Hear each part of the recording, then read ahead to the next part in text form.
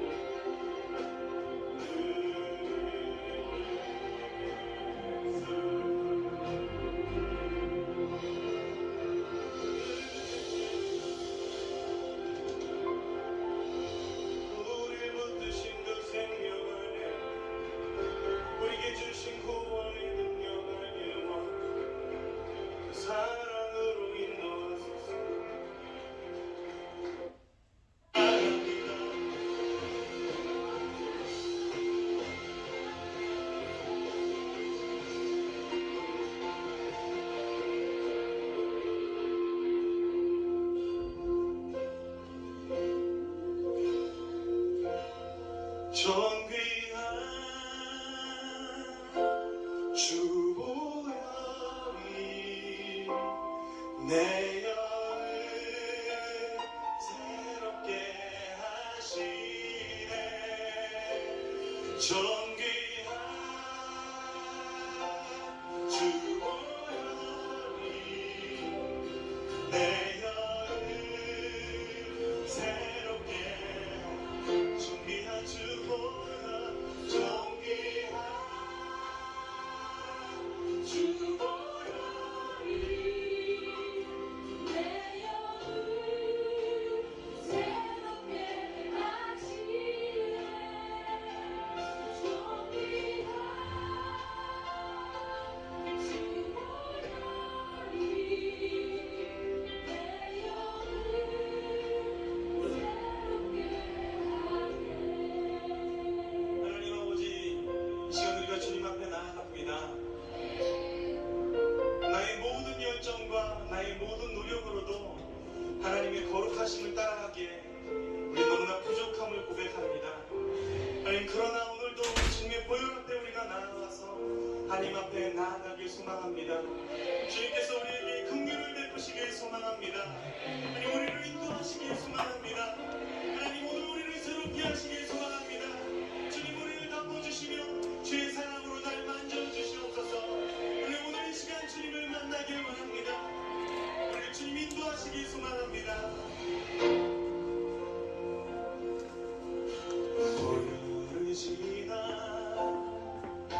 하나님 눈으로 보혈을 지나 아버지 품으로 보혈을 지나 하나님 품으로 한 걸음씩 나 우리 다시 한번 고백할까요? 보혈을 지나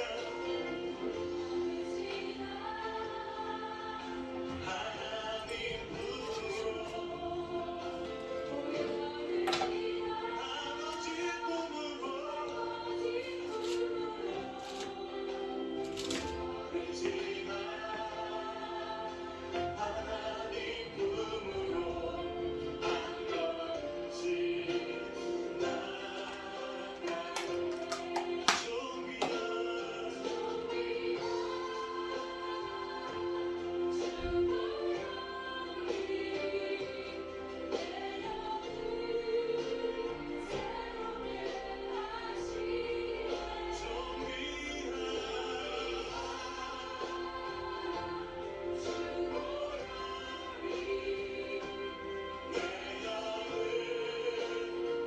존귀한 주보혈에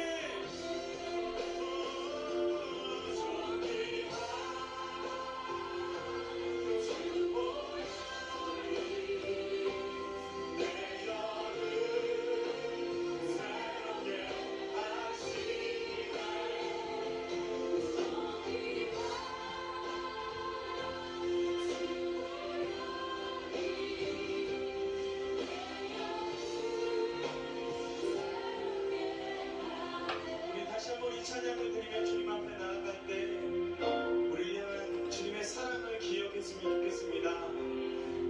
그리고 또 한 가지, 우리가 주님을 닮아가고 주님 안에 온전케 되길 원하는 주님의 마음을 우리가 바라보길 원합니다. 다시 한번 이 찬양을 드리며 나아갈 때 우리를 바라보고 계신 하나님의 마음을 알게 간절히 소망하며 다시 한번 이 찬양을 드렸으면 좋겠습니다. 보혈을 지나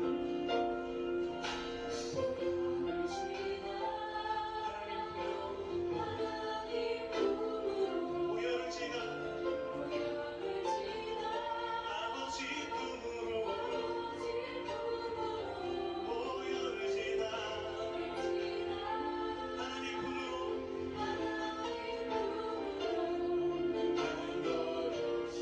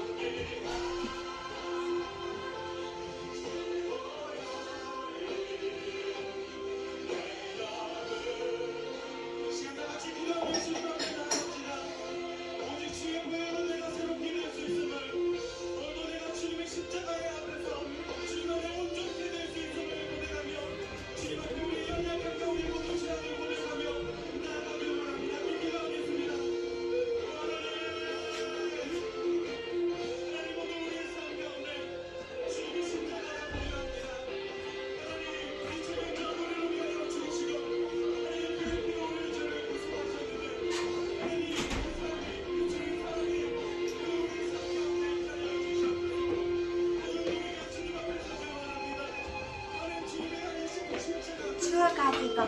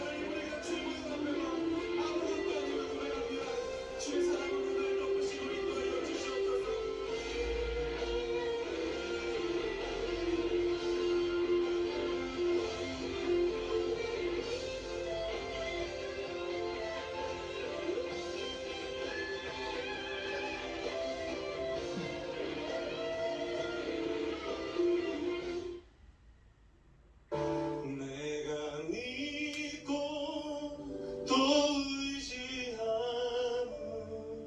내 모든 영병 잘 아는 주님 늘 돌봐주실 것을 나는 확실히 우리 다시 한번 고백합시다. 내가 믿고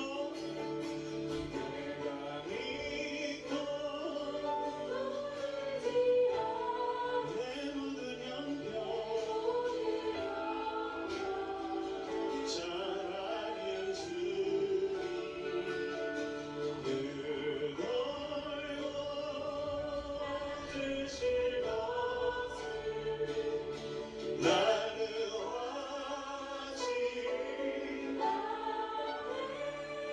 우리 이 찬양의 고백을 제 앞에 드렸으면 좋겠습니다. 하나님의 은혜로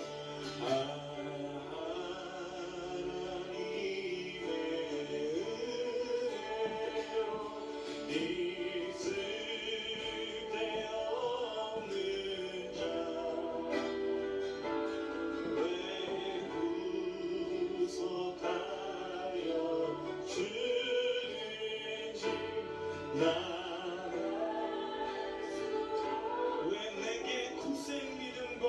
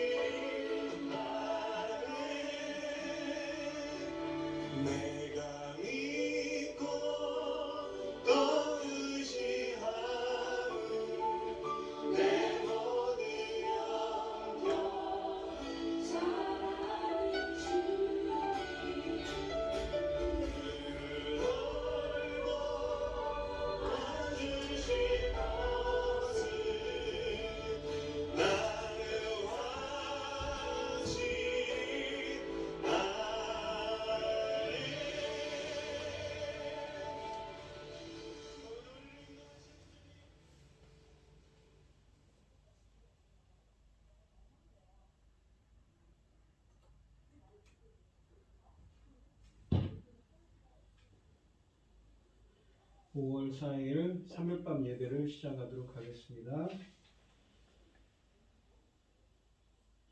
사도신경 하심으로 신앙 고백하시겠습니다. 전능하사 천지를 만드신 하나님 아버지를 내가 믿사오며 그 외아들 우리 주 예수 그리스도를 믿사오니 이는 성령으로 잉태하사 동정녀 마리아에게 나시고 본디오 빌라도에게 고난을 받으사 십자가에 못 박혀 죽으시고 장사한 지 사흘 만에 죽은 자 가운데서 다시 살아나시며 하늘에 오르사 전능하신 하나님 우편에 앉아 계시다가 저리로서 산자와 죽은 자를 심판하러 오시리라. 성령을 믿사오며 거룩한 공예와 성도가 서로 교통하는 것과 죄를 사하여 주시는 것과 몸이 다시 사는 것과 영원히 사는 것을 믿사옵나이다. 아멘. 찬송가 452장입니다. 내 모든 소원 기도의 제목 예수님 닮기 원함이라. 예수님 영상 나 입기 위해 세상에 보았기 전에 예수를 닮기 내가 원하네. 날 구원하신 예수님을 내 마음속에 지금 거두사 주님의 영상 인치소서.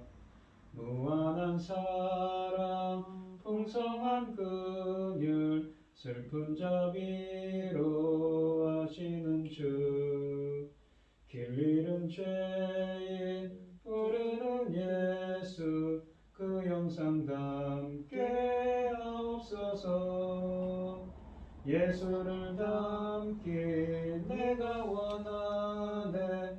날 구원하신 예수님을 내 마음속에 지금 거두사 주님의 영상 인치소서. 겸손한 예수 거룩한 주님 원수의 멸시 참으시사 우리를 위해 고난을 주신 소주를 담게 하옵소서. 예수를 담기 내가 원하네. 날 구원하신 예수님을 내 마음속에 지금 거두사 주님의 영상 인치소서. 아멘. 오늘 함께 하실 하나님의 말씀은 로마서 9장 1절로 18절 말씀입니다. 신약성경 251쪽에 있습니다. 신약성경 251쪽에 있는 로마서 9장 1절로 18절입니다. 교독을 하도록 하겠습니다. 제가 먼저 읽겠습니다. 성경 봉독을 하고 고현희 집사님 기도해 주시겠습니다. 내가 그리스도 안에서 참말을 하고 거짓말을 아니하노라. 나에게 큰 근심이 있는 것과 마음에 그치지 않는 고통이 있는 것을 내 양심이 성령 안에서 나와 더불어 증언하노니 나의 형제 곧 고리의 친척을 위하여 내 자신이 저주를 받아 그리스도에게서 끊어질지라도 원하는 바로라. 그들은 이스라엘 사람이라. 그들에게는 양자됨과 영광과 언약들과 율법을 세우신 것과 예배와 약속들이 있고 조상들도 그들의 것을 육신으로 하면 그리스도가 그들에게서 나셨으니 그는 만물 위에 계셔서 세세히 찬양을 받으실 하나님이시라. 아멘. 그러나 하나님의 말씀이 폐하여진 것 같지 않도다. 이스라엘에게서 난 그들이 다 이스라엘이 아니요 또한 아브라함의 씨가 다 그의 자녀가 아니라 오직 이삭으로부터 난 자라야 넷이라 불리리라 하셨으니 곧 육신의 자녀가 하나님의 자녀가 아니요 오직 약속의 자녀가 씨로 여기심을 받느니라. 약속의 말씀은 이것이니 명령 이때에 내가 이르리니 사라에게 아들이 있으리라 하심이라. 그뿐 아니라 또한 리브가가 우리 조상 이삭 한 사람으로 말미암아 임신하였는데 그 자식들이 아직 나지도 아니하고 무슨 선이나 악을 행하지도 아니할 때에 택하심에 따라 되는 하나님의 뜻이 행위로 말미암지 않고 오직 부르시는 이로 말미암아 서게 하려 하사 리브가에게 이르시되 큰 자가 어린 자를 섬기리라 하셨나니 기록된 바 내가 야곱은 사랑하였고 에서는 미워하였다 하신 것 같으니라. 그런즉 우리가 무슨 말을 하리요 하나님께 불의가 있느냐 그럴 수 없느니라. 모세에게 이르되 내가 긍휼히 여길 자를 긍휼히 여기고 불쌍히 여길 자를 불쌍히 여기리라 하셨으니 그런즉 원하는 자로 말미암음도 아니요 다른 박질하는 자로 말미암음도 아니요 오직 긍휼히 여기시는 하나님으로 말미암음이니라. 성령이 바로 에게 이르되 내가 이 일을 위하여 너를 세웠으니 곧 너로 말미암아 내 능력을 보이고 내 이름이 온 땅에 전파되게 하려 함이라 하셨으니 그런즉 하나님께서 하고자 하시는 자를 긍휼히 여기시고 하고자 하시는 자를 완악하게 하시느니라. 아멘. 아멘. 전능하신 사랑하는 하나님 아버지, 이 시간 하나님께 예배드릴 수 있도록 인도하셨으니 감사합니다. 이 세상은 온갖 일로 복잡다단합니다. 그럴지라도 저희는 오직 하나님만, 오직 주님만 바라고 있습니다.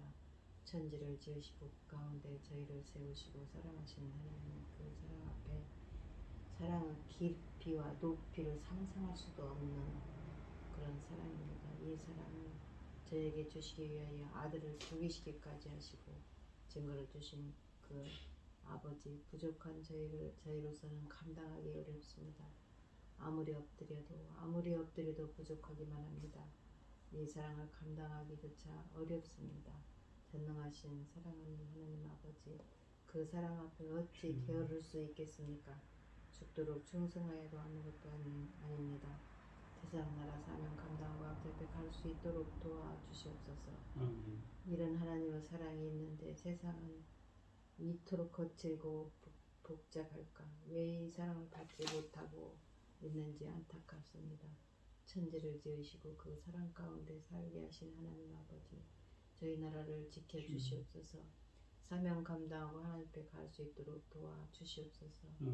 이 시간 말씀을 들고선 사랑하는 종을 붙잡으셔서 그 말씀으로 펼쳐가는 열어가는 말씀으로 우리가 더 바로 설 수 있도록 아버지 인도하여 주시옵기를 원하옵고, 이 모든 말씀 나의 영원한 죄악 가운데서 구원해 주신 예수 그리스도 이름으로 기도드리옵나이다. 아멘. 오늘 함께 하실 하나님의 말씀의 제목은 불의하지 않은 하나님의 선택입니다. 이 로마서 강해를 지금 수요 예배 때 하고 있는데요. 처음부터 보시면 복음에 대한 이야기를 1장에서 했습니다. 복음은 하나님이 선지자들을 통하여 그 아들에 관하여 성경에 미리 약속하신 것이라. 구약성경 50 메시아에 대한 이야기를 하고 있죠. 육신으로는 다윗의 일을 통해 있습니다. 그러니까 마태복음 1장에 보면 예수님 그 족보가 나옵니다. 이 아브라함과 다윗의 자손이죠. 이 로마서 그러면서 그 예수 그리스도는 또 누구냐면 성결의 영으로는, 거룩함의 성령으로는 죽은 자들 가운데서 부활하사 죽은 자들의 부활로부터라고 이 우리가 각주에 보시면 나옵니다. 하박국서 2장 4절을 인용하는데 이 본문 말씀이 죽은 자들 하박국서 2장 4절이 아닙니다. 죄송합니다. 죽은 자들을 부활시키는 능력으로라고 이 헬라 원문으로는 이렇게 번역이 됩니다. 죽은 자들은 네크로스라고 해서 영적으로 죽었습니다. 그러니까 우리 인간들은 설명을 계속 드립니다만 우리 인간들은 어떻습니까? 한 번 죽는 것은 정해져 있죠. 우리의 몸에서 영혼이 빠져나가는 것이 죽음입니다. 우리가 이 하나님이 주신 수명이 있습니다. 언젠가는 죽지요. 그래서 하나님 앞에 갑니다. 근데 이 영적으로 죽었다는 개념은 무엇입니까? 우리가 아담과 하와가 선악을 알게 난 나무를 먹고 에덴 동산을 쫓겨났습니다. 하나님께서 그 나무를 먹을 때는 반드시 죽으리라고 그랬거든요. 하나님과 관계가 멀어졌습니다. 영적으로 죽었다. 하나님의 성령이 함께하지 않는 자죠. 사도 바울이 얘기하는 이 육적인 자입니다. 바울 서신에서 얘기하는. 그런데 그 영적인 죽은 자를 살아나게 하는 능력입니다. 부활시키는. 그 영적인 부활이죠. 능력으로 하나님의 아들로 선포되셨으니 곧 우리 주 예수 그리스도시니라 라고 합니다. 근데 이 복음은 모든 믿는 자에게 구원을 주시는 하나님의 능력이라고 하죠. 근데 복음에는 하나님의 의가 나타납니다. 하나님의 의라는 것은 공정하신 하나님의 강권적인 역사입니다. 이 의라는 건, 의롭다는 건 하나님의 속성입니다. 공정하신 하나님이죠. 나타났다는 말은 계시한다. 비밀로 덮었던 것을 열어준다는 거죠. 나타낸다는 것입니다. 이 공정하신 하나님의 의가 나타나서 이 믿음으로 믿음에 기하나니 오직 의인은 믿음으로 말미암아 살리라. 공정하신 하나님의 의죠. 공정하신 하나님의 강권적인 역사입니다. 근데 하나님의 진노가 공정하신 그 하나님을 어떻게 나냐면 악인들에게 진리를 막는 사람들 하나님의 진노가 나타납니다. 나타난다. 이게 아까도 말씀드린 계시한다는 의미입니다. 비밀을 덮개를 제거하고 나타내죠. 근데 반대로 참고 선을 향하고 영광과 존귀함과 썩지 아니함을 구하는 자에게는 영생으로 한다고 합니다. 선을 행하는 건 하나님 뜻대로 사는 삶이죠. 인내하고 참고 영광과 존귀함과 썩지 아니함은 생명의 성령의 법입니다. 생명의 성령의 원리죠.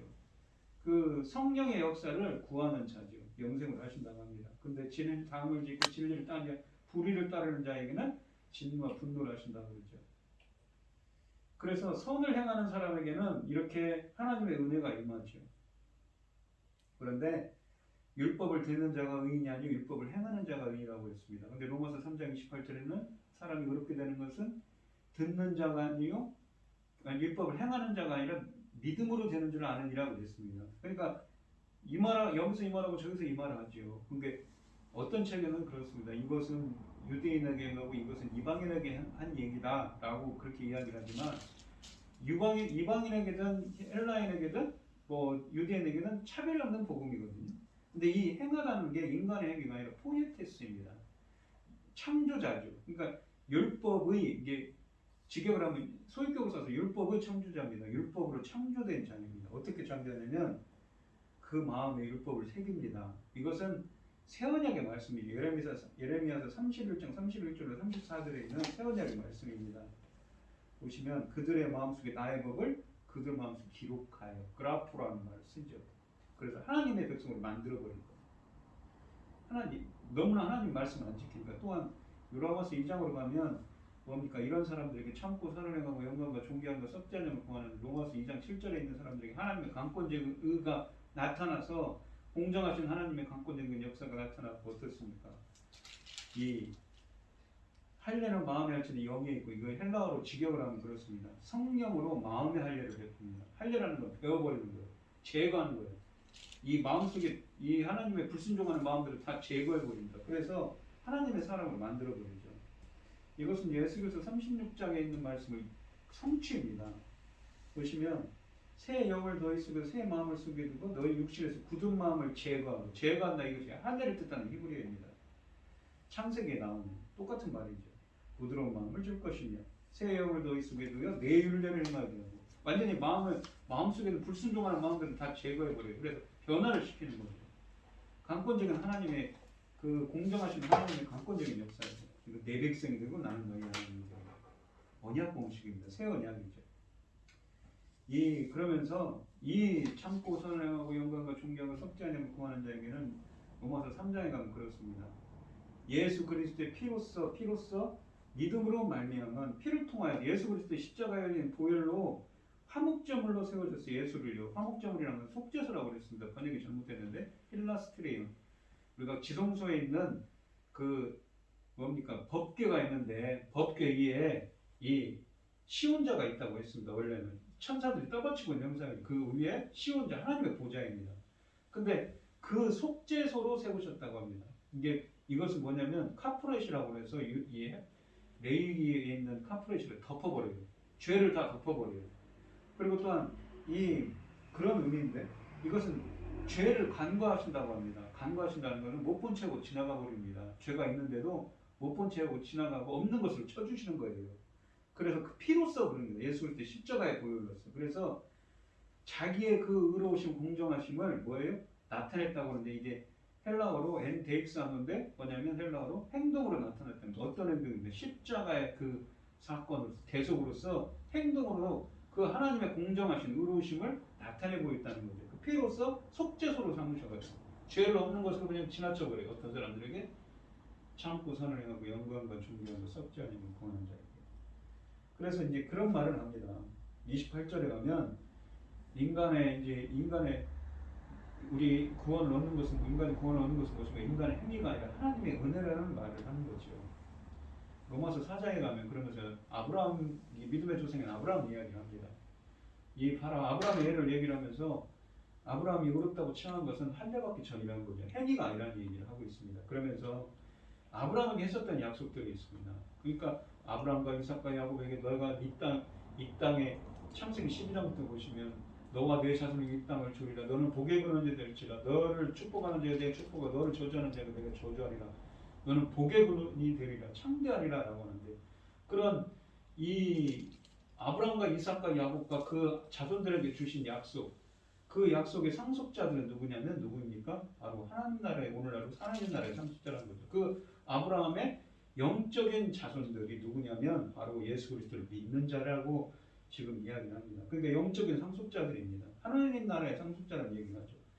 대표적으로 창세기 12장에 있는 이 언약의 약속들을 상속하고 이어받는 하나님 나라의 상속자는 누구냐면 사도 바울이 얘기하는 로마서에서 얘기하는 이 예수 그리스도를 믿는 자, 그 믿음 안에 들어간 자라고 하는 것입니다.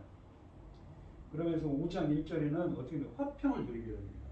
샬롬, 구약의 샬롬이고 신약 성경으로는 에이레명입니다. 화평, 평강, 평화죠. 예수 그리스도 안에서 누리는 그 구원을 얻은 사람들이 누리는 영혼의 평온한 절대적인 평화적인 상태. 하나님과의 관계 회복입니다. 우리 인간들이 이 무엇입니까? 에덴 동산을 쫓겨났지 않습니까? 두루두루 불칼과 그룹들이 지키죠. 못 들어가게. 생명나무의 길을. 그런데 그 멀어졌던 하나님과 관계가 회복됩니다. 어떻게? 예수 그리스도를 통하여서. 그 십자가의 보혈로 말미암아. 그래서 이 하나님의 영광을 소망합니다. 근데 5장 10절에 가면 하나님과 화목하게 되죠. 뭐냐면 이 말은 또 카탈라게라고 하는 다른 일로 하는데 하나님의 영광을 회복하게 하는 겁니다. 화목하게 되자면 카탈라게. 하나님의 영광을 회복하게 하는 것이죠. 그리고 그러면서 이 5장 12절부터는 첫사람 아담의 범죄로 말미암아서 우리 인간들이 죄와 사망에 들어왔는데 마지막 아담, 두 번째 아담인 예수 그리스도는 생명으로 거하게 되었다, 구원을 얻게 되었다는 얘기를 합니다.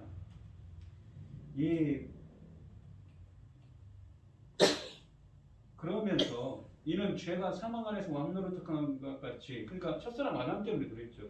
은혜도 의로 말미암아, 의로우신 강권적인 그 공정하신 하나님의 강권적인 역사를 말미암아 왕노릇합니다. 은혜가 어떤 은혜냐면 6장에 나오는데 성령 세례의 은혜죠. 예수 그리스도로 말미암아 영생에 이르게 한다고 합니다. 그 성령 세례의 은혜로 말미암아요. 성령 세례가 뭐냐면 죽으시면나 부활하시면 합니다. 예수 그리스도 안으로 세례를 받습니다. 그러니까 촉촉히 젖어든다. 세례라는 건 밥티즈라고 해서 푹 담근다는 의미입니다. 주전 2세기에 그 니칸더라는 그리스 시인이 피클을 만들 때, 채소로 피클 만들 때 푹 잠굽니다. 그 뜨거운 물에 채소를 데치면 어떻습니까? 그 채소가 완전히 변해버리죠. 이 퍼머넌트 익스체인지, 영구적인 변화, 근본적인 변화가 일어납니다. 그렇게 변화를 일으키죠. 어떤 변화냐면 죽으시거나 부활하신 하나님을 통해서 무엇입니까? 그와 함께 장사되었으니 어떻게 하냐면 그리스도를 죽은 자 가운데서 살리신 것 같이, 죽은 자가 뭡니까? 네크로스, 영적으로 죽은 자로부터 살리신 것 같이 새로운 생명 가운데서 행하게 하십니다. 생명의 새로운 가운데서 행하게, 페리파테오, 그 인생의 길을 걸어가게, 이게 새로운 생명을 얻게 하죠. 또 뭐냐면 이 연합한 자가 된다고 하는데, 이 연합한 자가 같은 모양으로, 부활과 같은 모양으로 연합한 자들은 쉼리토스라고 해요. 쉼이라는 건 함께 연합을 뜻하는 접두어고, 휘오라는 말이 합성어입니다. 휘오라는 거는 뭐냐면 나타, 태어나다는 의미입니다. 휘오라는 말이 중요합니다. 이게 무엇이냐면 다시 태어나다는 말이고 창조와 관련된 거죠. 새로운 창조를 하는 거죠. 예수 그리스도가 죽으시거나 부활하심을 통해 완전히 변화되어서 새로운 생명으로 다시 태어나고 새로운 창조로 거듭난다는 이야기를 합니다. 새 사람으로. 이 세례 요한의 이야기가, 세례 요한이 이제 성령 세례에 대한 이야기를 마태복음 3장 11절에서 12절에서 했었죠. 무엇이냐면 예수님께서 십자가에 죽으시고 부활하신 이후에 요한복음 20장 22절에 보시면 제자들에게 나타나서 이런 말을 하십니다. 그들을 향하사 수음을 내쉬며 이르시되 성령을 받으라고 그러죠. 성령을 받으라. 근데 우리가 요한복음 7장 37절로 39절에 보면 아직 영광을 받지 않으심으로 성령이 없다고 그랬거든요. 그러니까 공생의 기간 동안에는 예수님이 성령이 없다고 그랬어요. 근데 영광을 받기 전에 영광이라는 게 십자가 사건입니다. 십자가에 죽으시고 부활하신 이후에 성령을 베풀어 주세요. 근데 이 수음을 내시면 이것이 무엇이냐면 엠프 휘사입니다. 아까 로마서 6장 5절에 쓰인 그 휘오라는 단어가 들어있습니다. 근데 이제 접두어가 엔, 뭐뭐 안에 휘오입니다. 엔 휘오. 그러니까 성령 엠프 휘사오 그 안에 태어난 새로운 생명을 태어나게 하고 새로운 생명을 창조하는 겁니다. 왜 창조라는 말을 쓰냐면 이 엠프 휘사오 똑같은 말이 어디 쓰냐면 창세기 2장 7절에 있습니다. 땅에 흙으로 사람의 몸을 지었죠. 그리고 생명의 기운을 코에 불어넣으니 이 말이 히브리어는 나파인데 70인역 성경에 보시면 엠프히사오 여기 보시면 숨을 내쉬며 라는 말 엠프히사오 안에 새로운 생명을 태어나게 하고 창조한다 할 때 쓴 거예요. 그러니까 창조를 했는데 우리 인간이 어떻습니까? 영적으로 죽은 자가 됐습니다. 하나님과 죄 때문에 죄와 사망 안에 거하는 영적으로 죽은 자가 되었고 하나님과 관계가 멀어졌죠. 근데 거기서 이 뭡니까? 새로운 생명을 창조하는 겁니다. 새로운 생명을 불어넣고 새로운 생명을 새롭게 태어나게 하는 거죠. 새로운 사람을. 그럼 어떻게 해요? 성령을 불어넣어서 누가 하십니까? 예수 그리스도만이 하실 수 있는 권능이죠. 그래서 무엇입니까? 로마서 6장 4절에서 그러죠. 죽은 자들을 부활시키는 능력을 하나님의 아들로 선포하셨으니 주 예수 그리스도시니라. 그러니까 이거는 예수님만이 갖고 있는 겁니다. 예수님이 갖고 있는 권능이고 그래서 예수님을 믿어야 해도 예수님만이 우리의 구세주인 것이지요. 우리가 그래서 예수님 말씀대로 살아야죠. 근데 이런 은혜는 성령 세례의 은혜는 어떤 사람이 됩니까? 하나님의 말씀을 청종하는 자에게 신명기 30장 6절에 내 마음과 내 자손의 마음에 할례를 베푸는 거예요. 마음의 할례를 베푸는 겁니다. 그러니까 마음의 할례가 뭐냐면 성령 세례입니다. 그리스도의 할례라고 하지요. 이 성경이 바울 서신에 쓰여져 있습니다. 그러면서 무엇인가 이 성령 세례를 통하여서 어디냐면 사망이 다시 그를 통치하지 못합니다. 사망은 첫 번째 사망과 두 번째 사망이 있다고 그랬죠. 영적으로 죽은 네크로스인 자들은 두 번째 사망이 들어갑니다. 무슨 얘기냐면 우리 영혼이 죽었어요. 육체와 영혼이 분리가 돼가지고 우리 영혼이 하나님 앞에 가면 예수 그리스도께서 성령세를 베푸지 않은 자들은 어떻게 됩니까? 두 번째 사망 안에 거하는 겁니다. 그래서 영혼이 꺼지는 불못에 들어간다고 이 요한계시록 20장 4절과 6절 11절부터 15절에 있는 백보자 심판에 나오는 이야기를 하고 있습니다. 그러면서 이 로마서 6장 14절에 나온 뭡니까? 죄가 너희를 주장하지 못하는 죄가 너희를 통치하지 못하니 법 아래에 있지 않고 은혜 아래에 있습니다. 어떤 은혜? 성령 세례의 은혜죠. 그러니까 로마서 5장 21절에는 이 사망 안에서 거한 같이 은혜도 왕노릇하여 그리스도를 영생에 이르게 하는 역사인 것입니다. 그런 은혜가 임한다는 거죠. 근데 이제 그러면서 로마서 7장 1절로 이제 10절 쪽에 가면 이런 얘기를 합니다. 그러면 율법은 뭐냐? 우리가 율법 때문에 죄를 깨닫게 하고 율법은 죄를 깨닫게 하는 역사이죠. 근데 율법이 잘못된 거냐? 그게 아닌 거죠. 문제는 나한테 있었다는 얘기입니다. 우리 인간들한테. 율법은 원래 선한 거고 거룩한 겁니다. 율법은 죄를 깨닫게 하는 거고 예수 그리스도께 이르는 무슨 초등교사라고 또한 갈라디아서 3장 23절로 24절에 쓰여져 있습니다. 예수 그리스도께서 인도하는 초등교사가 되어 우리로 하여금 믿음으로 말미암아 의롭다함을 얻게 하려 합니다. 믿음이 없는 후로는 우리가 초등교사에 있지 아니하도다라고 하죠. 그렇게 돼서 뭡니까? 생명에 이르게 할 그 계명이 되게 되는 사망에 이르게 되었다. 죄를 깨닫게 되었기 때문인 것이죠. 그러면서 율법은 거룩하고 계명도 거룩하고 의로운데 선하도다. 그러니까 율법은 원래 좋은 거였다는 거죠. 근데 우리 인간들이 율법의 그 조건들을 충족을 못하는 겁니다. 원래 죄 때문에 그런 존재였다는 거죠. 문제는 우리 인간이었다는 얘기를 합니다.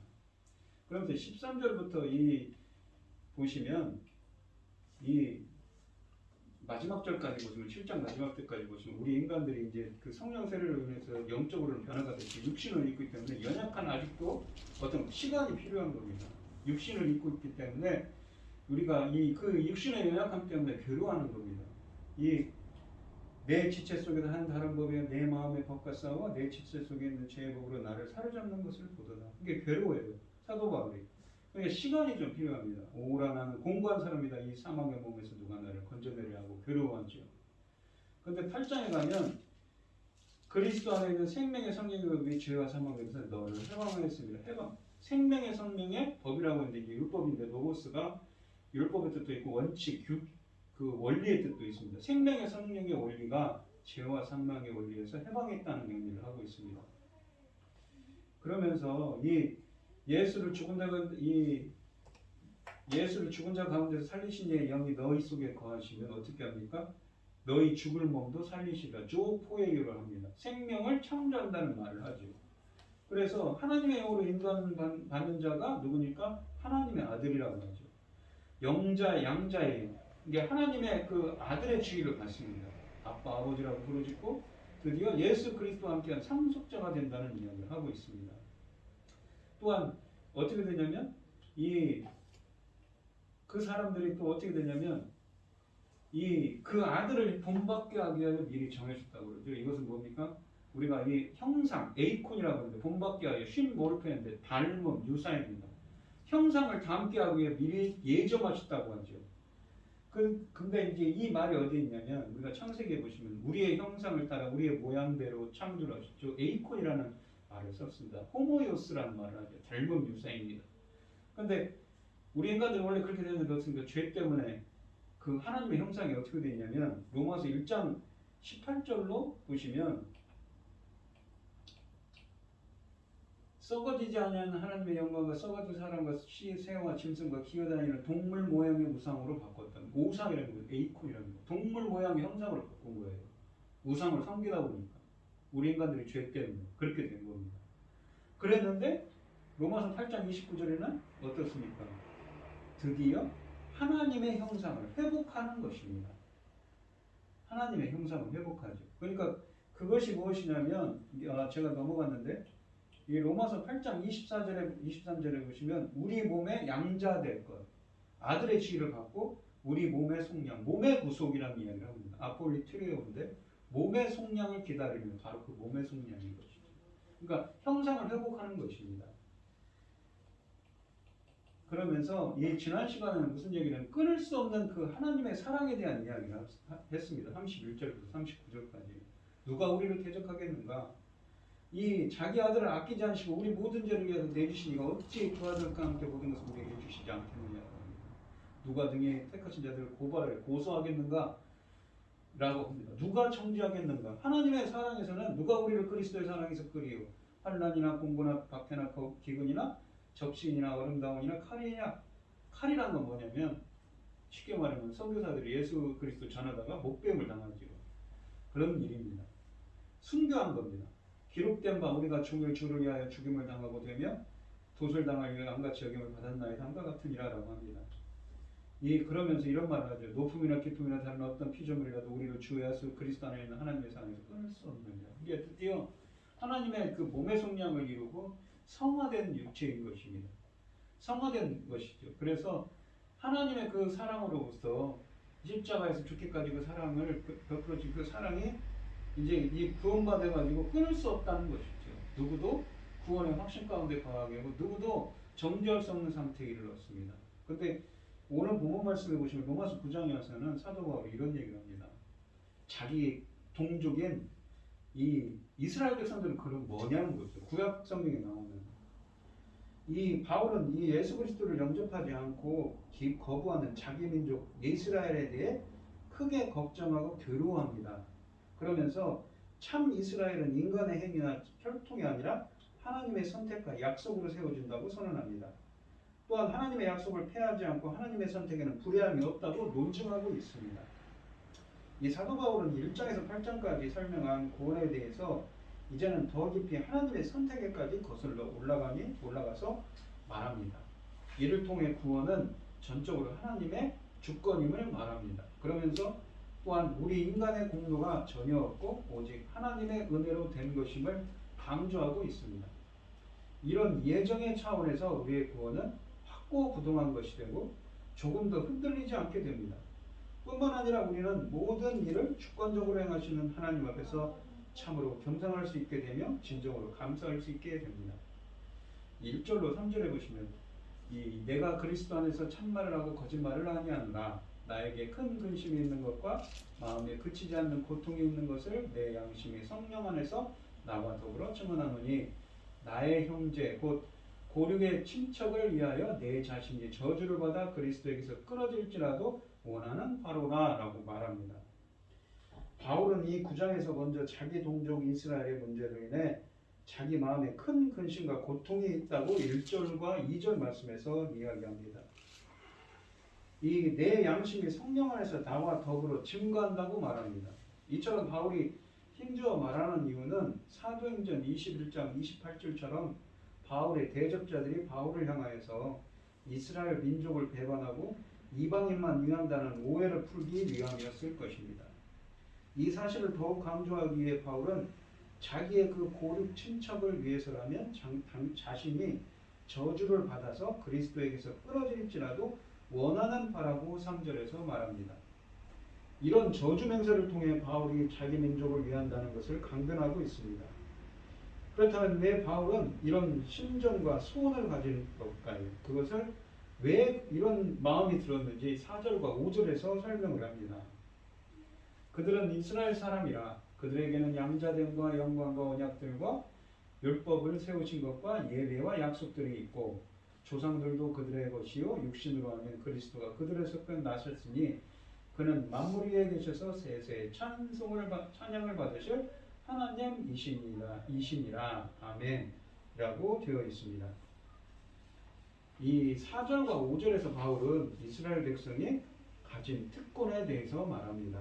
그들에게는 양자됨과 영광과 언약들과 율법을 세우신 것과 예배와 약속이 있습니다. 하나님은 이스라엘 백성을 아들로 곧 특별한 소유로 삼으셨습니다. 또 하나님의 영광이 그들 중에 있습니다. 하나님은 이스라엘 족장들과 언약을 세우셨으며 여러 약속들을 또한 주셨지요. 하나님은 또한 이 시내산에서 모세를 통해 그들에게 율법을 주셨습니다. 뿐만 아니라 5절에 보시면 아브라함과 이삭과 야곱과 같은 조상들도 그들의 것이며 육신을 따라서는 그리스도가 그들에게서 나셨다고 말합니다. 그러고 나서 바울은 이 성령으로 이 부분을 마치고 있습니다. 그는 만물 위에 계셔서 세세 찬양을 받으실 하나님이시니라 라고 아멘이라고 하면서 5절 말씀을 마치지요. 이 6절 그러니까 이스라엘은 선택받은 선민들이었죠.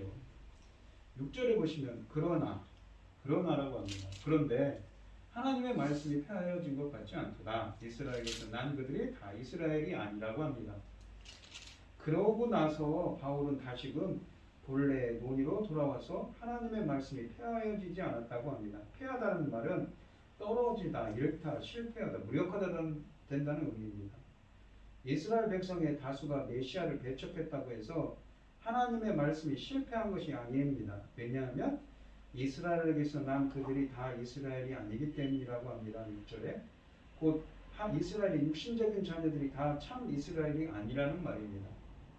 그러니까 영적인 의미를 담고 있는 거죠. 여기서 우리는 처음에 나오는 이스라엘은 문자적 의미의 이스라엘을 뜻하며 두 번째 이스라엘은 참 이스라엘 곧 하나님이 인정하시는 영적 이스라엘을 뜻함을 알 수가 있습니다. 즉 이스라엘이라는 동일한 한 단어가 한 문장 안에서 서로 다른 의미로 사용되고 있습니다. 또 알 수 있는 것은 이스라엘 민족에 대한 일반적 선택이 하나님의 숨겨진 작정을 따라 하나님이 기뻐하시는 자들을 택하시는 개인적 선택을 방해하지는 않는다는 사실입니다. 그러니까 이 영적인 이스라엘이라고 했는데 아까도 이 로마서 4장에서 13절로 16절을 예로 들면서 그랬지 않습니까? 아브라함의 자손은 누구냐면 아브라함과 이삭과 야곱의 자손들은 그 영적인 자손들은 그냥 예수 그리스도를 믿는 자라고 하는 것이죠.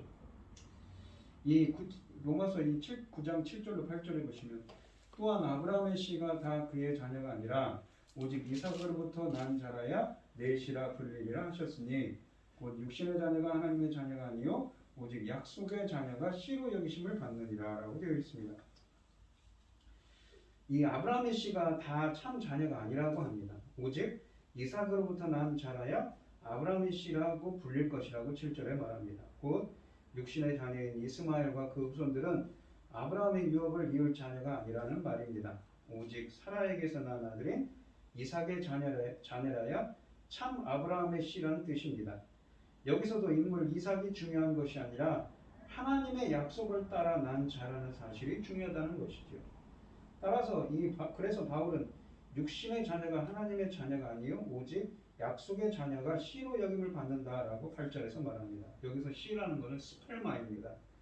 이 스펠마라는 단어가 중요합니다. 히브리어로는 제라인데 하나님이 아브라함에게 자손을 약속하실 때에는 항상 단수 제라를 사용하셨습니다. 이것은 의미가 있는데 갈라디아서 3장 16절에 보시면 바울은 이것은 예수 그리스도 한 사람을 가리킨다고 설명했습니다. 이 사실은 아브라함에게 주신 하나님의 자녀의 약속은 예수 그리스도에게 초점이 되어 있으며 예수 그리스도를 통해 실현될 것임을 의미합니다. 또한 이 시 안에는 또한 집합명사의 의미도 있어서 갈라디아서 3장 28절에 보시면 그리스도에게 속한 자들이 포함되어 있습니다. 그러니까 아까도 말씀드렸듯이 이 로마서 8장 17절에 나온 예수 그리스도와 함께한 상속자가 누구냐면 바로 아브라함의 자손들이라는 얘기를 하는 거죠. 영적 이스라엘입니다. 따라서 아브라함의 씨는 육신적으로 이해할 것이 아니라 그리스도 중심으로 이해해야만 하며 이렇게 볼 때 하나님의 계획과 약속은 실패하지 않고 계속 성취되어 감을 알 수가 있습니다. 약속의 말씀은 9절에 보시면 약속의 말씀은 이것이니 명년 이때에 내가 이르리니 사라에게 아들이 있으리라 하시니라 라고 되어 있습니다. 이 9절 말씀은 창세기 18장 10절과 14절의 인용입니다. 아브라함이 99세 때 그러니까 그때 사라가 89세입니다. 새 천사가 아브라함에게 찾아와서 아브라함에게 하신 말씀입니다. 그때 아브라함은 인간적으로 불가능한 가운데 있었지만 전능하신 하나님께서 약속하시고 이루어 주셨습니다. 따라서 아브라함의 씨 참된 자녀는 인간적인 방법이 아니라 오직 전능하신 하나님의 약속으로 이루어진다는 것을 보여줍니다. 이 10절로 13절 말씀을 보시면 그뿐 아니라 또한 리브가가 우리 조상 이삭 한 사람으로 말미암아 임신하였는데 그 자식들이 아직 나지도 아니하고 무슨 선이나 악을 행하지 아니한 때에 택하심을 따라 되는 하나님의 뜻이 행위로 말미암지 않고 오직 부르시는 이로 말미암아 서게 하려 하사 리브가에게 이르시되 큰 자가 어린 자를 섬기리라 하셨느니 큰 자는 에서죠. 에서가 야곱을 섬길 거라고 어머니 뱃속에서 이미 예언을 했습니다. 기록된 바 내가 야곱은 사랑하고 에서는 미워하였다 하신과 같으니라 라고 되어 있습니다. 리브가는 이삭으로 말미암아 야곱과 에서를 잉태하였는데 이들이 태어나기도 전에 하나님은 그들의 운명을 정하셨습니다. 곧 리브가에게 이르시기를 큰 자가 어린 자를 섬기리라고 하십니다. 12절에 말씀하셨죠. 이렇게 말씀하신 목적은 택하심을 따라 되는 하나님의 뜻이 행위로 말미암지 않고 오직 부르시는 이로 말미암아 서게 하려 함이라. 여기서 뜻이라는 것은 프로세시스라는 말인데 하나님이 정하신 계획을 뜻합니다. 따라서 이 구절이 말하고자 하는 것은 인간의 공로가 개입할 여지가 전혀 없다는 것입니다. 인간의 행위라는 것이 인간의 생각과 행위로는 도저히 생각할 수 없는 거죠. 하나님의 구원과 예정에는 인간의 행위나 노력이 개입할 여지가 전혀 없습니다. 그리고 바울은 또 한 구절을 인용하는데 13절에 보시면 곧 말라기서 1장 2절로 3절 말씀에 나오는 말씀을 인용합니다. 내가 야곱은 사랑하고 에서는 미워했다고 한 말씀입니다. 이 말씀은 분명히 하나님의 주권을 말합니다. 이게 누군가를 하나님께서 사랑했다는 것은 누군가를 선택했다는 거고 누굴 예정했다는 것입니다. 그걸 구원과 은총을 뜻하는 거죠. 하나님은 단지 야곱과 에서가 장차 어떻게 될 것을 미리 아신 것만이 아니라 분명히 주권적 의지를 가지고 야곱은 사랑하시고 에서는 미워했다는 것입니다. 하나님이 누군가를 사랑하는 것은 선택, 예정, 구원을 의미합니다. 구원에 관한 하나님의 선택은 인간이 태어나기도 전에 이미 예정되므로 출생 후에 지위, 학식, 재산, 학력, 그 행위 등에 의해 영향을 받지 않는다는 것이죠. 이 14절 말씀에 보면 그런즉 우리가 무슨 말을 하리요 하나님께 불의가 있느냐? 그럴 수가 없느니라. 이 불의라는 것은 아디키아라고 합니다. 로마서 6장에도 나왔는데 무엇입니까? 아라는 부정어와 디케라는 옳은이라는 말이 합성어인데 디케라는 말은 우리가 잘 아는 의롭다라는 디카이오스와 어원이 같습니다. 그러니까 의롭지 않다는 거죠. 그러니까 당돌하게 들리는 이런 말씀에 대해 어떤 사람들은 하나님께 질문을 제기할 수가 있습니다. 그것은 14절에 있는 대로 하나님께 불의가 있는 것인가, 하나님이 의롭지 않다는 것인가 입니다. 여기서 불의는 옳지 않음, 의롭지 않음이 있습니다. 공평치 못하다는 의미를 가지고 있습니다. 왜 하나님은 공평하지 못하게 야곱은 사랑하고 에서는 미워하였나가? 라는 질문입니다. 이에 대한 바울의 대답은 그럴 수 없느니라 입니다. 하나님께 대해 불의를 말하는 것 자체가 성립될 수가 없습니다. 왜냐하면 불의를 말하려면 의의 기준이 있어야 하기 때문입니다. 그러니까 그 어떤 공정의 기준이 있어야 되는데 그 기준이 누굽니까? 바로 주님이죠. 그런데 의라는 것은 누가 정하는가? 하나님이 정하시는 것이 의이므로 하나님께 대해 불의란 말은 처음부터 성립되지가 않는 것입니다. 선택은 하나님의 주권입니다. 하나님이 기준인 것이죠. 하나님의 선택의 영역에 속한 것이지 옳고 나쁨의 문제가 아니라는 것입니다. 이와 마찬가지로 우리가 태어나기 전에 정해진 하나님의 선택에 대해 우리는 이렇다 저렇다 따지거나 불평할 수가 없는 것입니다. 그것은 하나님의 절대 주권에 속한 것이기 때문이지요. 15절에 보면 모세에게 이르시되 내가 긍휼히 여길 자를 긍휼히 여기고 불쌍히 여길 자를 불쌍히 여기리라 하셨으니 라고 되어 있습니다.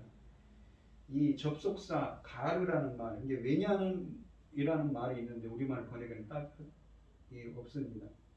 그러니까 왜냐하면이 있는데 한글 성경에 빠졌습니다. 바울은 여기서 하나님의 주권을 말합니다. 왜냐하면 모세에게 이르시되, 먼저 출애굽기 33장 19절에서 모세에게 하신 말씀을 인용합니다. 내가 긍휼히 여길 자를 긍휼히 여기고 불쌍히 여길 자를 불쌍히 여기리라. 긍휼히 여기는 것이나 불쌍히 여기는 것은 같은 것입니다. 그런데 결국 하나님의 주권을 강조하여 하나님의 원하시는 대로 행하신다는 것입니다. 그러니까 이 하나님의 야곱을 사랑하고 에서를 미워한 것은 하나님께서 긍휼히 여길 자를 긍휼히 여기고 불쌍히 여길 자를 불쌍히 여기시는 주권적인 선택에 관한 것이라는 것입니다. 그러니까 결국 하나님께서 어떻게 보시는가에, 하나님께서 어떻게 판단하시는 거가 중요하다는 것이죠. 바울은 하나님께서 이와 같이 야곱을 사랑하고 에서는 미워했다는 사실, 즉 야곱을 편애하신 사실로 인해서 유대인들로부터 하나님은 불공평한 분이 아니냐는 질문이 제기되리라는 것을 예상했습니다. 그래서 그는 이런 예상된 질문에 대하여 그럴 수 없느니라고 단호하게 부정합니다. 그 후에 그는 출애굽 당시에 시내 광야에서 발생한 금송아지 사건을 들어서 하나님께서 결코 불의하시거나 불공평하신 분이 아님을 증명합니다. 즉 이스라엘 백성은 광야 생활 중 엄청난 죄악을 저질렀습니다. 따라서 금송아지를 만들었죠. 따라서 그들은 마땅히 심판을 받아 멸절되어야 했지만 모세의 중보기도를 통해 하나님의 긍휼하심으로 용서함을 받았으며 그 표로 두 번째 십자가의 돌판을 받았습니다. 이때 하나님이 모세에게 하신 말씀이 본문에 인용된 나는 은혜를 줄 자에게 은혜를 주고 긍휼히 여길 자에게 긍휼을 베푼다고 말씀하셨습니다. 이것은 하나님의 선택의 본질을 규명해주는 말씀입니다. 이 16절 말씀을 보시면 그런즉 원하는 자로 말미암다 아니요 다른 박질하는 자로 말미암다 아니요 오직 긍휼히 여기시는 하나님으로 말미암음이라고 합니다. 그래서 결론은 무엇입니까? 바로 원하는 자로 말미암다 아니요 다른 박질하는 자도 말미암다 아니다. 오직 긍휼히 여기시는 하나님으로 말미암음이라고 합니다. 곧 사람이 원하거나 노력한다고 해서 되는 것이 아니라는 것이죠. 전적으로 하나님께 달려 있음을 말합니다. 이 말은 구원을 원치 않는 구원을 원치 않는 자가 구원을 얻는다는 말도 아니며 구원을 원하는 자가 구원을 얻지 못한다는 말도 아닙니다. 여기서 원한다는 것은 인간의 마음에 품은 소원을 가리키는 말로서 인간의 구원은 그 마음에 지니고 있는 소원과는 무관하며 이것은 온전히 하나님의 절대 주권에 달려 있다는 뜻입니다. 이에 대해서 이 종교개혁자인 칼빈은 이 구절이 구원을 위한 인간적인 모든 노력을 배제하고 있는 것은 사실이지만 그렇다고 해서 구원받은 자가 의지적으로 취해야 할 모든 삶의 양태까지 배제하는 것은 아니라고 말하면서 하나님은 구원받은 자에게 바르게 살 수 있는 능력을 주시기 때문에 이미 택함받은 자는 삶과 두렵고 떨리는 심정으로 구원을 이루어 나가야 할 것이라고 말했습니다. 이 17절 말씀을 보시면 성경에 바로에게 이르시되 내가 이 일을 위하여 너를 세웠으니 라고 되어 있습니다. 이 바로에게 한 말이죠. 이 출애굽기 9장 16절을 인용합니다. 이 바울은 한 걸음 더 나아가서 이집트의 바로를 예로 드는데 출애굽기 9장 16절에 나오는 말씀을 인용합니다. 곧 하나님께서 필요해서 바로를 세웠다는 것입니다. 하나님은 10가지 재앙을 통해 자신의 능력을 보이고 자신의 이름이 온 땅에 전파되도록 하기 위해 마음이 강팍한 바로가 필요했습니다. 그러니까 악인이 필요했던 것이죠. 이처럼 하나님께서는 자신의 필요한 목적을 위해서 악인도 사용하십니다. 그러나 이 말은 바로가 한 일이 옳았다는 뜻은 결코 아닙니다. 각자는 각자 행한 대로 보응을 받는다고 마태복음 26장 24절에 쓰여져 있습니다. 사람은 누구나 각자 행한 일에 자기 스스로 책임을 지는 것이 하나님이 정하신 법칙입니다. 그렇지만 하나님은 그의 기쁘신 뜻 가운데 이런저런 사람을 사용하시고 또 필요한 경우에는 하나님의 능력을 나타내고 영광을 나타내기 위해 바로와 같은 악역도 사용하신다고 하십니다. 모든 것이 하나님의 주권이고 하나님의 원하시는 뜻에 달렸다는 이야기를 하고 있는 것이지요. 18절에 보시면 곧 너로 말미암아 내가 능력을 보이고 내 이름이 온 땅에 전파되게 하려 함이라 라고 이제 이야기를 하죠. 18절에 보시면 그런즉 하나님께서 하고자 하시는 자를 긍휼히 여기시고 하고자 하시는 자를 완악하게 하시느니라고 합니다. 그래서 18절에서 결론을 말씀하시는데 여기서도 중요한 것은 하나님의 주권적 의지입니다. 하나님께서 원하는 델로라고 하는데 하나님이 의도하는 자를 긍휼히 여기시고 하나님께서 의도한 자를 완악하게 하신다고 합니다. 바로의 크나큰 죄악에 대한 하나님의 심판은 그의 마음을 완악하게 하는 것이었습니다. 즉 그의 불순종을 굳게 하셔서 그 반역의 결과가 자신의 형벌이 되게 하신 것입니다. 그러니까 완악한 마음은 어떤 사람에게 불순종과 반역의 실적이 있을 때 생깁니다. 인간의 관점에서 보면 하나님께서 언제 우리의 반항을 완악하게 함으로 확정하실지를 정확히 안다는 것은 어려운 일입니다. 바울은 마음이 완악하게 하는 태도들을 피하라고 암시적으로 경고하고 있긴 하죠. 모든 것은 하나님의 주권적인 선택으로 만미한다고 본문에서 말씀하고 계십니다. 오늘 본문을 보시면 하나님은 모든 것을 자신의 뜻대로 운행하십니다. 하나님께서 이 세상을 운행하시는 데에는 악역도 필요합니다. 하나님의 능력을 나타내고 하나님의 영광을 드러내기 위해서는 바로와 같은 악한 사람도 필요한 것입니다. 그렇다고 해서 바로에게 죄가 없다는 것은 아닙니다. 모든 사람은 각자 자기의 행동에 대해 책임져야 하는 것이죠. 그럼에도 불구하고 하나님은 이 모든 것을 이용하시고 만물을 자기 뜻대로 운행하고 계십니다. 따라서 우리는 모든 것을 뜻대로 운행하시는 하나님 앞에 겸손해야 합니다. 우리 인간의 생각으로 다 이해할 수 없는 것들이 많이 있다는 것이죠. 그러나 감사한 것은 우리는 하나님에 의해서 선택한 받은 백성이라는 사실입니다. 이 세상에 모래알처럼 많은 사람들 가운데서 우리를 선택하시고 구원해 주셔서 우리의 자녀로 삼아 주셨습니다. 따라서 우리는 평생토록 하나님의 은혜를 찬송할 의무가 있을 뿐 불평한 권리는 없습니다. 이스라엘의 실패에도 하나님의 약속은 굳게 서 있습니다. 약속의 대상은 모든 이스라엘이 아니라 선택받은 이스라엘이기 때문이지요. 참 이스라엘은 육신에 속한 이스라엘이 아니라 영적 이스라엘, 영에 속한 이스라엘이며 육체의 자녀가 아니라 약속의 자녀입니다. 아브라함이 자기 의지로 낳은 아들이 아니라 하나님께서 약속하시고 주신 자녀가 참 아브라함에게 자녀였습니다. 마찬가지로 이삭의 모든 자녀가 아니라 택하심을 받은 야곱만 약속의 자녀였습니다. 구원은 인간의 행위로 말미암지 않고 부르시는 하나님의 은혜로 말미암아 이루어집니다. 그러므로 이스라엘이 실패하고 남은 자만 구원을 얻었어도 하나님의 약속은 한치의 오차 없이 온전하게 성취될 것입니다. 오늘 본문 말씀을 보시면 이 제목이 불의하지 않은 하나님의 선택입니다. 하나님께서는 이 모든 지금까지 말한 이 로마서 1장부터 8장에 말한 그 구원에 대한 이야기를 하면서 이스라엘 이야기가 사도 바울 이야기합니다. 사도 바울은 괴로워하죠.